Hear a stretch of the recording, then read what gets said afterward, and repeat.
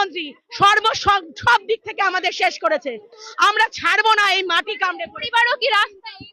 আমাদের পরিবার, আমাদের মা রাস্তায়। মা আছে তো, আপনিও রাস্তায় আছেন।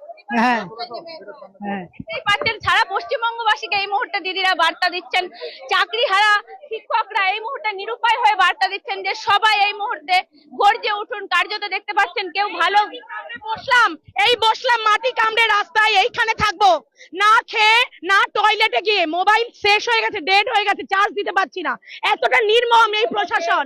কিন্তু এখানেই আমরা বসে থাকবো ততক্ষণ পর্যন্ত যতক্ষণ না আমাদের লিস্ট দিচ্ছে। বেঈমান মিথ্যাবাদী সরকারকে স্বীকার করতে হবে, তিনি মিথ্যাবাদী, তিনি চোর, তিনি দুর্নীতিবাজ। মিরর ইমেজ কার কাছে লুকানো আছে সেটা আমরা জানতে চাই।